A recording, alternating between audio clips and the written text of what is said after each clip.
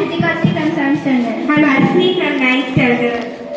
இன்னைக்கு இருக்கிற காலகட்டத்தில் இன்டர்நெட் இல்லாமல் இருக்க முடியுமாங்க? என்ன எல்லாரும் இன்டர்நெட் இல்லாமல் இருக்க முடியுமா? கோவிட்ல நம்ம எல்லாம் அடைபட்டு கிடந்தப்ப கல்வி மற்ற உலக விஷயம் எல்லாம் தடைபடாம போன இந்த இன்டர்நெட்னால தானே.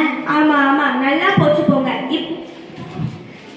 இதுதான் இன்டர்நெட்டுக்கு அடிமையாக மாறி போயிருக்கும். கேம் விளையாடுறது, வீடியோ, அதுவும் 2 நிமிஷத்துக்கு மேல பொறுமையா பார்க்க முடியாத ஷார்ட்ஸ் எல்லாம் பழக்கமாயிருச்சு. ஆமா தானே, எல்லாரும் ஷார்ட்ஸ் தானே பாக்குறோம்.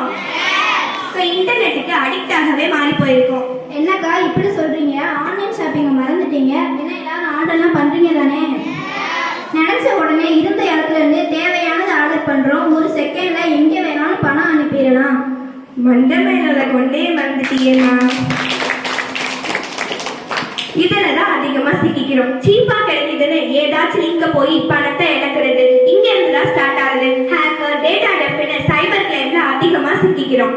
அதை மட்டும் ஏன் பாக்குறீங்க? வாட்ஸ்அப், ஃபேஸ்புக்னு உலகத்துல எந்த மூலையில இருக்கணும் கூடவும் பேசலாம். அதெல்லாம் நல்ல விஷயம் தானே. நம்ம ஸ்கூல்லயே எல்லா ஈவெண்ட்டையும் வாட்ஸ்அப்ல தானே போடுறாங்க. என்ன எல்லாரும் வாட்ஸ்அப் சிடியில இருக்கீங்க தானே?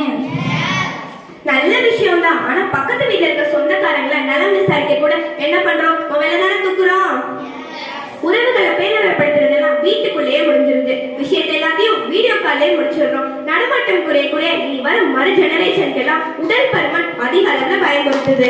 ஓவரா பயம் காட்டாதீங்கக்கா. இப்பெல்லாம் அரசு திட்டங்கள் எல்லாம் ஆன்லைன்ல தானே தெரியுமா? அது மட்டும் இல்ல, சொந்தமா யூடியூப் சேனல் ஆரம்பிக்கிறாங்க, ஆன்லைன் பிசினஸ் பண்றாங்க. வீட்டுல இருந்து எப்படி ஏர்ன் பண்ணலாம் தெரியுமா? வந்துட்டான் வக்கீல் வந்து முருகன். இப்படி அடுத்தவங்க வீடியோல அவங்க வாழ்க்கை முறையை பார்த்து தன்னம்பிக்கையை இழக்கிறது, மன அழுத்தம்னு எத்தனையோ பேர் போராடுறாங்க. நம்மளே டவுட்னா கூகுள் குரோம் தானே போறோம். எவ்வளவு ஹெல்ப்பா இருக்கு.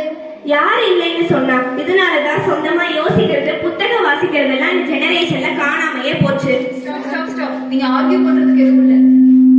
இன்டர்நெட்ங்கிறது ஒரு கத்தி மாதிரி. அதை யூஸ் பண்ண நல்லவங்க கையில கிடைச்சா அது ஒரு சமையல் கருவி, கெட்டவங்க கையில கிடைச்சா அது ஒரு ஆயுதம். அதை நம்ம எப்படி யூஸ் பண்றோங்கிறது அது நம்ம கையில தான் இருக்கு. சோ நல்லதுக்கு மட்டும் யூஸ் பண்ணுவோம். Stay safe in digital. Thank you.